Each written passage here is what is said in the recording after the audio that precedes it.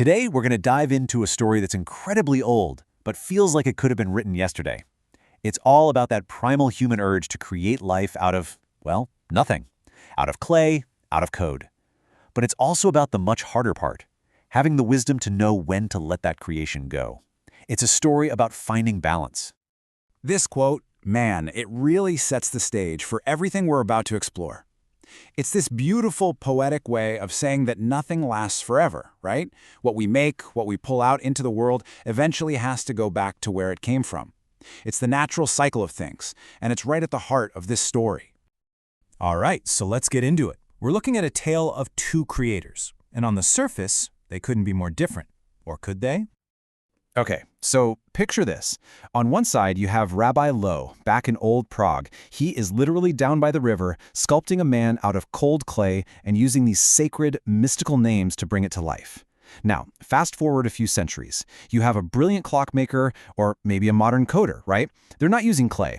They're using silicon, gears, pure mathematical logic. But here's the absolute kicker. Their ambition? It's exactly the same. They're both trying to capture that elusive spark of life. And you know what? It doesn't matter one bit if something's made of mud or microchips.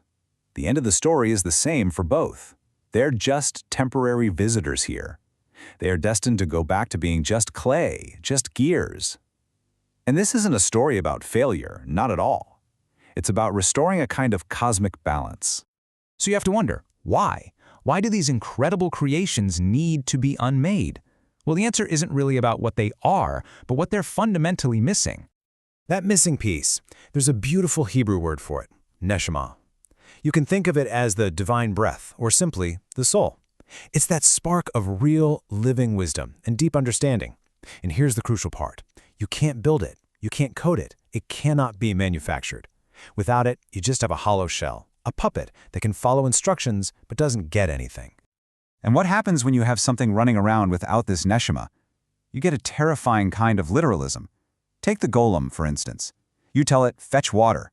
And so it does. It fetches water and keeps fetching water and keeps fetching water until the entire house is flooded. Why? Because it can't grasp the purpose of the task. It's the same exact problem with a modern algorithm, our version of a sacred name, or Shem. It can execute a command perfectly, but the second it hits a real-world paradox, it completely falls apart. There's no wisdom there to help it navigate.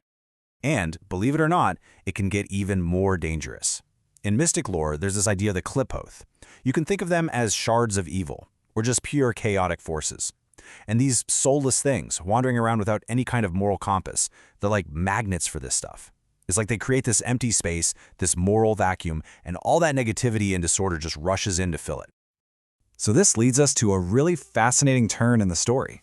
We always want to focus on the creation as the monster, but what if we're looking in the completely wrong place? Let's really ask ourselves this question. Is the golem, or the rogue AI, the actual villain here?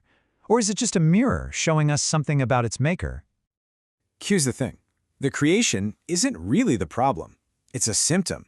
It's like a diagnostic tool, a mirror held up to its creators, reflecting all the secret flaws, the hidden arrogance, and the anxieties of the very people who built it. This just captures it perfectly. The clockmaker thought he was creating a new life, but when he really looks into his creation's eyes, he doesn't see life. He sees himself, but distorted.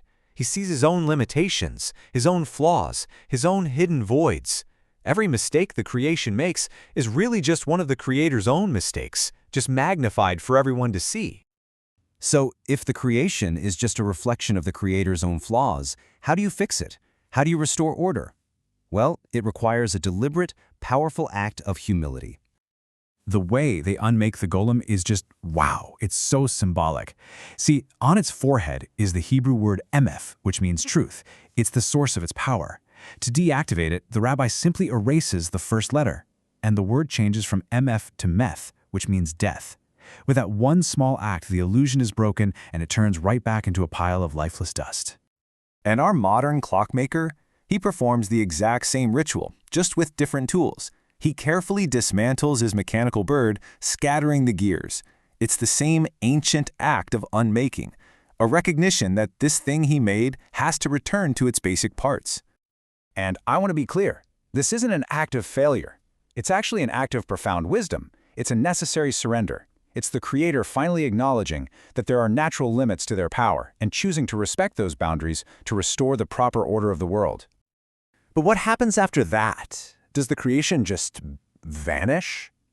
Well, not exactly. It leaves behind a powerful echo, a lesson.